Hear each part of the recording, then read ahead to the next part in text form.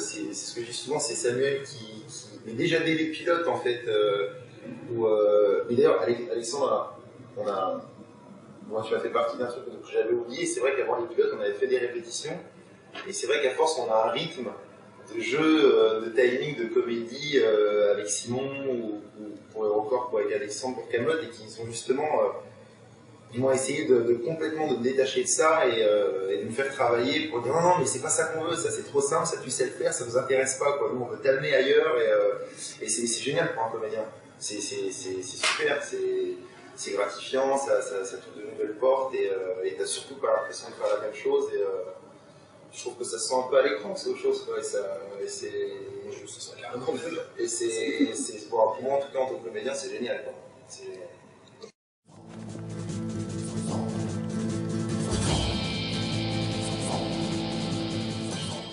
Sur la gueule. Ça allait très vite. En fait, alors moi je peux parler pour moi, j'ai eu de la chance de travailler avec des comédiens qui ont beaucoup bossé en amont. Du coup, on a pu directement sur le plateau se concentrer, enfin avoir un terrain de jeu très concret, j'allais dire très crédible, d'être au bon endroit tout de suite. Donc on a pu prendre du plaisir. Il fallait aller très vite. On était à 9 minutes effectives par jour à peu près. Et ça peut être maîtrisable quand on est dans un seul lieu ou avec... Enfin, je pense aux séries qui se font avec un seul plan par séquence, alors que nous c'est découpé, ça a un peu de l'ambition d'aller de l'avant, d'y avoir un peu d'action et tout ça. Donc il a fallu qu'on fasse des choses assez compliquées, qu'on aille très vite, et du coup je les remercie parce qu'ils ont été là tous. D'ailleurs, je pense à Charles Vigneault, Aurélien Poirier, ils ont beaucoup travaillé, et du coup on a pu s'amuser tout de suite. Alors que ça aurait pu être très compliqué et très frustrant. Ça l'a été par moment parce qu'on avait à peine le temps de se mettre dans l'eau, on sentait même pas que l'eau était froide, qu'il fallait partir ailleurs. Mais du coup, ça a donné une énergie. Je pense à l'équipe technique. J'ai un chef opérateur qui est Philippe Lozano, qui est une bête de guerre. On avait un tank et on avait Philippe Lozano et qui traînait tout le monde derrière lui. Du coup, tout le monde était partant comme ça à courir avec son matériel sur le dos. Donc, on a passé un mois et demi de charge, quoi. C'était assez militaire.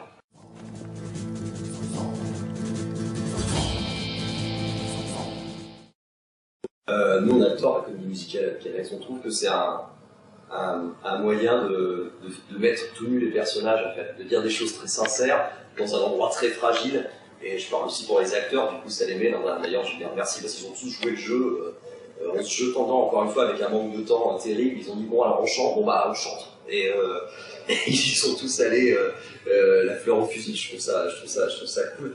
Et nous, ça faisait très longtemps qu'on voulait raconter des choses avec ça. On s'est vachement inspiré de la série Dr. Horrible de Josh Whedon, qui nous a dit oui, c'est possible, même avec des moyens restreints et tout, si on s'y met vraiment et sans le parodier, en y allant le plus sincèrement possible, ça va être bien. Et on s'est pas mal battu pour arriver à faire. D'ailleurs, on remercie ces Boogers et Samuel Réau qui ont fait les musiques. C'est des musiques qui ont été créées pour l'épisode et des chansons qui ont été créées pour l'épisode. Du coup, c'était assez perdu, mais on est content d'avoir tenté la chose. J'espère que ça vous fera rire.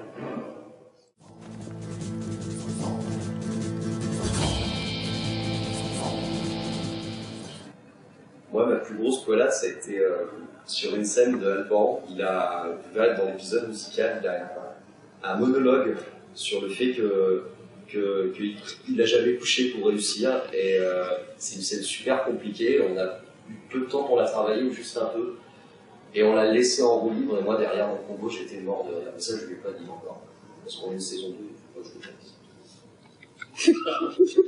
dise. Et ça c'était très drôle. Ceux qui l'ont écrit en même temps, c'était plus ça. Il y a eu l'hélium, on a bien rigolé avec l'hélium. On a une boisson qui est un peu spéciale, vous verrez, et, Antoine et Alex ont fait des passages plutôt difficiles à l'époque.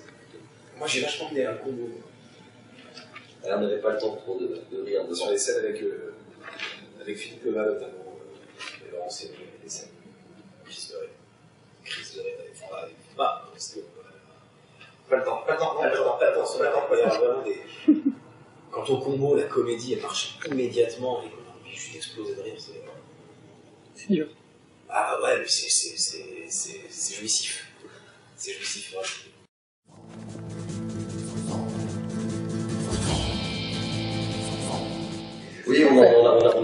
c'est très écrit en fait, les e-compagnies.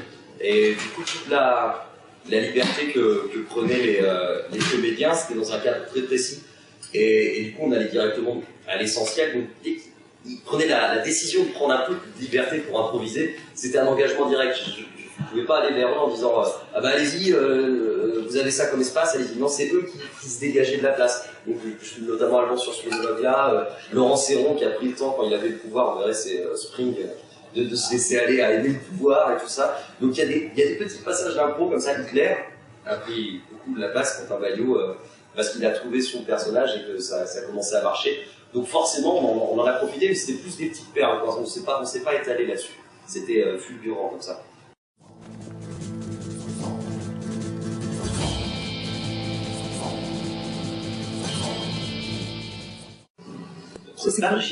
C'est un mot qu'on a inventé. D'accord. On aime beaucoup les néologismes. C'est vous qui êtes quelque part. Complètement. Un œil extérieur, moi j'ai une naissance. Ouais, mais c'est une naissance. C'est une naissance, mais de notre rencontre, je pense. Un catalyseur. Ça, non, mais je pense que quand on s'est rencontrés il y a 12 ans maintenant, on était ensemble au conservatoire à Tours, tout de suite, on s'est retrouvés et au conservatoire, on était pris, et le lendemain, on s'est croisés dans un moment au fil de la fac d'anglais.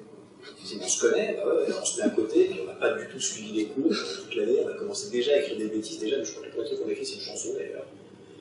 Une chanson un peu bête, et je crois que c'est parti de là, un peu en tout cas, l'histoire de là où on est maintenant, elle a vraiment débuté à ce moment-là, avec les spectacles et tout ça, et je pense que cet univers, on se prend ensemble aussi, parce qu'on a joué à chacun avec nos univers quand on avait 18 ans, et puis ces univers se sont mélangés, et puis on a continué à le cultiver. On est entouré d'un groupe, et pas seulement dans le métier qui bargite pas mal. Donc même dans le langage de les e-compagnies, il y a beaucoup de ce groupe-là. On citera Suicide Avant Rachat, ou des gens comme ça, mais qui parlent un peu comme ça. Et donc oui, ça fait partie de cet univers qui nous nourrit. Ah, merci. C'est nous, merci. Lazy Company, à partir du vendredi 18 janvier à 22h05 sur Max. Avec moi d'abord, puis j'ai eu un refus. Du coup, bah, on va jouer à faire semblant, mais c'est dommage. Il n'y a pas eu un seul Bresson en fait. Hein? Pas un seul Bresson. Pas un seul. Ah oui, c'est pour eux. C'est ça,